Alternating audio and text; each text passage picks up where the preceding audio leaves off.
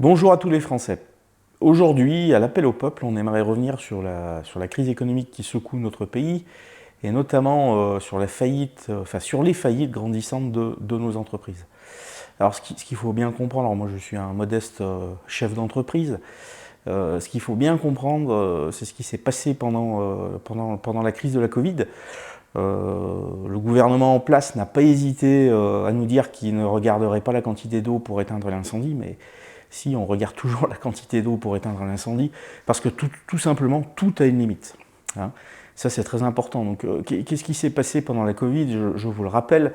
Le gouvernement a décidé d'arrêter l'économie. Donc ça, c'était bien un choix politique. Alors, à tort ou à raison, je ne vais pas revenir là-dessus. Voilà, c'était une situation qui était très très complexe. Il faut savoir l'admettre, mais arrêter l'économie, ça a des conséquences terribles.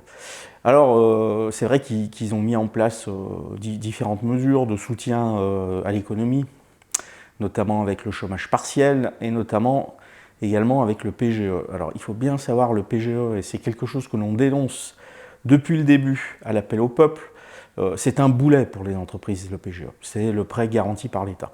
C'est-à-dire que l'État vous prête de l'argent à taux réduit, enfin ce sont les banques en fait qui vous prêtent de l'argent à taux réduit, qui sont garantis à 90% par l'État. Mais en fait, quand vous stoppez l'économie, pour une entreprise c'est très compliqué puisqu'elle n'a plus de portefeuille de commandes, donc elle n'a plus aucune rentrée d'argent. Donc ce qui veut dire que le prêt va vous servir à payer vos salaires, à payer vos charges fixes. Donc le jour où vous redémarrez l'activité, vous allez commencer à rembourser ce PGE et vous allez également devoir payer les charges fixes, donc notamment les salaires, les charges et votre location si vous en avez ou les remboursements de crédit. Voilà, donc c'est quelque chose qui a été mis en place, mais c'est clairement reculé pour moins bien sauter. Et il y a de nombreuses entreprises au jour d'aujourd'hui qui ne peuvent pas rembourser ce PGE. Voilà, tout simplement. Donc c'est un énorme problème. Donc Bruno Le Maire leur dit qu'on va leur faire un échéancier, mais c'est la même chose. Un échéancier, c'est reculer pour moins bien sauter. Ça, il faut bien le comprendre. Voilà. Donc le PGE, ça a vraiment mis bon nombre d'entreprises dans la panade, voilà, si je peux me permettre. Je pense qu'il y a également la crise de l'énergie qui a énormément pesé sur les entreprises. Quand vous avez votre facture, notamment dans l'industrie, chez les boulangers, quand votre facture elle était multipliée parfois par 10, forcément, c'est beaucoup plus compliqué. Donc vous ne pouvez pas toujours répercuter sur le prix de vente, surtout quand vous avez des industriels qui, eux, pratiquent des prix très bas. Donc c'est vraiment très compliqué. Donc je pense que c'est vraiment les deux points qui font qu'on a un taux de faillite d'entreprise très élevé. C'est le PGE qui est une arnaque, il faut bien appeler un chat, et puis ensuite la crise de l'énergie.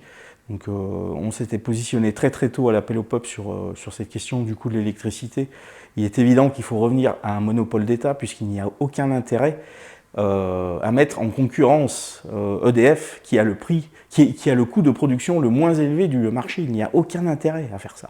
Quand vous avez le coût de production le moins élevé du marché, quel est l'intérêt de vous mettre en concurrence avec d'autres fournisseurs, en fait, qui ne sont pas des fournisseurs, mais à qui vous allez vendre de l'électricité moins cher que le coût de production?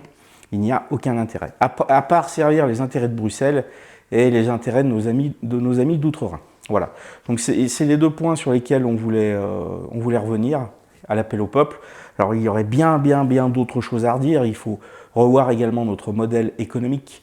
C'est une évidence, on ne peut pas rester dans ce modèle économique avec un marché unique, je vous le rappelle, qui dysfonctionne complètement. Mais je pense qu'on aura l'occasion d'en reparler plus tard dans d'autres vidéos ou sur les plateaux de télévision, puisqu'il va y avoir des débats sur sur les élections européennes, et nous espérons être invités à l'appel au peuple. En tout cas, on est très content que vous nous suiviez et de plus en plus, que vous soyez de plus en plus nombreux à nous suivre. Et puis voilà, sachez que nous défendons vraiment l'intérêt des Français, et nous défendons l'intérêt de la France. Donc n'hésitez pas à nous rejoindre à l'appel au peuple.